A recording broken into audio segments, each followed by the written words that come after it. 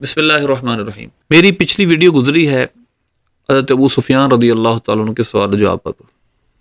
اب اس کا آخری حصہ میں بنانے لگا ہوں، اس کے بعد تیسری ویڈیو اس پہ آئے گی جو اس کی گرامر وغیرہ کی ہے۔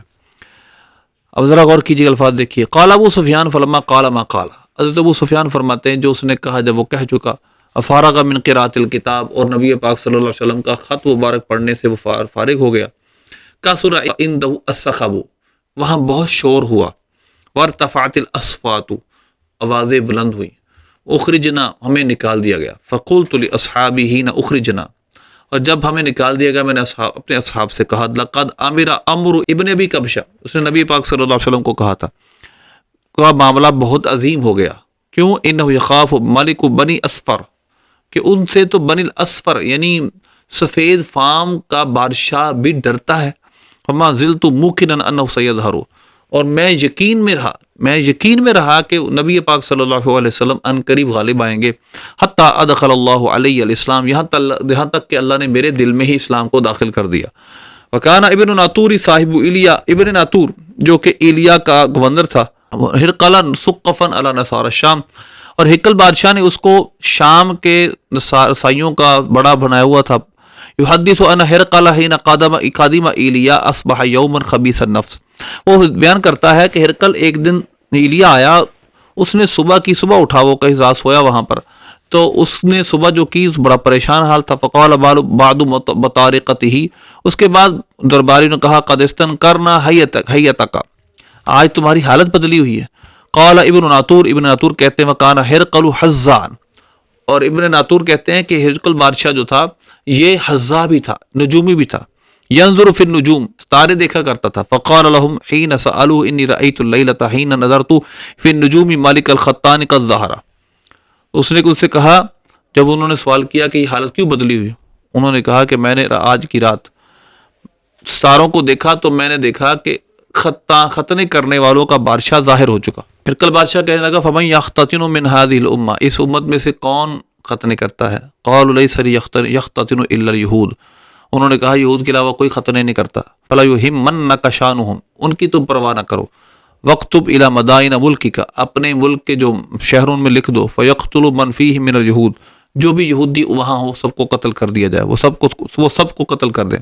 فَبَيْنَهُمْ عَلَىٰ أَمْرِهِمْ، اسی حال میں معاملہ تھا، ابھی مشاورت چل رہی تھی۔ أُوتِیَ هِرْقَلُ بِرَجُلٍ أَرْسَلَ بِهِ مَلِكُ الْغَسَّانَ، ایک ہرقل بادشاہ کے پاس مرد بھیجا گیا، اس کو غسان کے بادشاہ نے بھیجا تھا، یخبر عن خبر رسول اللہ صلی اللہ علیہ وسلم، کہ وہ نبی پاک صلی اللہ علیہ وسلم کی خبر دے اس کو، یعنی ہرقل بادشاہ کو۔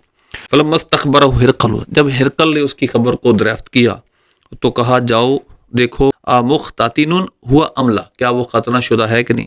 فناظروا الیہ فحدثوا انہ مختتن، انہوں نے اس کو دیکھا تو وہ واقعی ختنہ شدہ تھا۔ وسألہ عن العرب، اس نے عرب کے بارے میں ان سے سوال کیا، فقال ہم یختتنون، فقال ہرقل قد ھذا مالک ھذہ الامہ، اس نے کہا کہ وہ ختنہ کرتے ہیں۔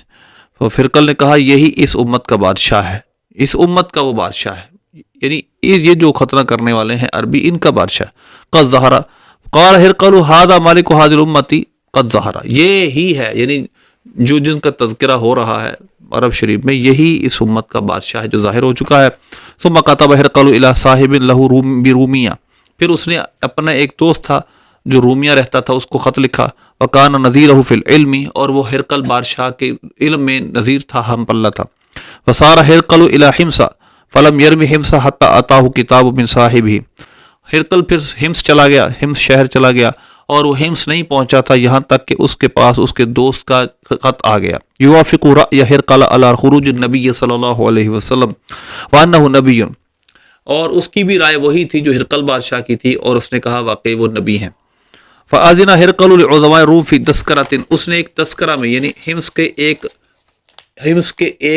قلعے کے اندر سب کو بلایا، تذکرۃ لہ بحمص، اس کا ایک حمص میں قلعہ تھا، سب میں اس نے بلایا، سب کو اس نے ایک حمص کے قلعے میں بلایا۔ ثم امر بابوابها فغلقت، پھر اس نے اس کے دروازے بند کرنے کو حکم دیا گیا، دروازے بند کر دیے گئے۔ ثم اطلع، پھر وہ سامنے آیا، فقال یا معاشر روم هل لکم فی الفلاح والرشد ان یثبت ملککم، پھر اس نے کہا ہے روم والو، تمہاری کیا رائے ہے دائمی کامیابی، ہدایت کے حصول کے متعلق اور اپنے ملک کے بقا کے متعلق تمہاری کیا رائے؟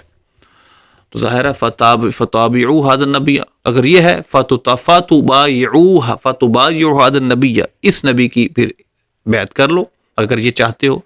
فحاسوا حیثۃ حمر الوحشی الی الابواب، وہ اس طرح دوڑے دروازوں کی طرف جس طرح کوئی وحشی گدھا دوڑتا ہے، یعنی جنگلی گدھا. فوجدوها قد غلقت، انہوں نے پایا کہ وہ دروازے بند ہو چکے تھے.